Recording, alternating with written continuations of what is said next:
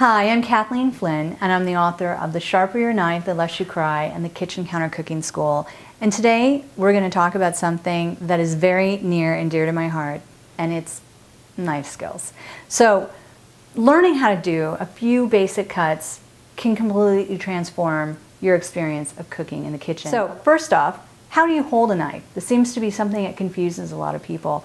Most people have what I call, or use what I call, a choking death grip. It looks a little something like this. Another variation is when people put their finger on the top. It's not necessarily terrible, but your finger is going to get really tired and you will not have as much control on the knife. The proper way to hold the knife is to actually hold it like this with your 3 fingers wrapped around the handle and then pinch the edge of the knife, the bottom of the knife right here. On this one there's a bolster.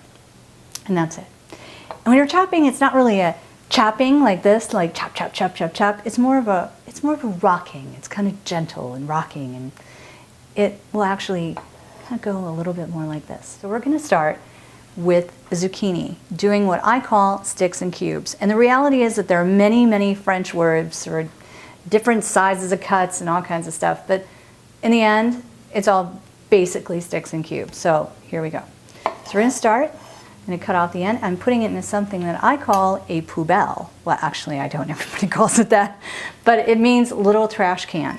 And having a poubelle on your counter, huge time saver. You're not cutting and then walking over to your trash can, cutting, walking over your trash can. Now we're going to start by making sticks. So I'm just simply cutting it long ways. And then I'm going to cut sticks, just like this. Stick, stick, stick. And now I take these sticks and I cut them into cubes. And as you can see, like I said, it's more of a rocking motion, not like a chopping, but a rocking. The other key consideration that I want you to see when I'm cutting is where my fingers are. My fingers are not splayed out in front of the blade. They're not back here. I'm actually tucking them back. And I've got my knuckles up against the blade. My thumb is out of the way. And the reason I'm doing that, you probably guessed it, I don't want to cut myself. So that's it. So I have some more sticks. I'm going to make some more cubes. I'm using my knuckle as a guide, just like that. It's very straightforward. And you get really uniform dice. And the reason why you want all of your vegetables to be the same size is because they'll cook more evenly that way. Now we're going to do a carrot. It's the same thing. I'm going to cut out the end here. I'm going to cut this wee little bit here, and then I'm going to make them into more sticks. We'll just do big sticks this time. And then, again, sticks and cubes, sticks and cubes. Now the next thing is something I really love to teach because I think onions are one of those things that people really dislike cutting up. It's a very simple technique. You want to look for the root and look for the stem. And you want to cut the onion in half through the root so it's still intact. If you do it properly, you'll see what we call le coeur, or the heart. If you see the rings, you didn't cut it right.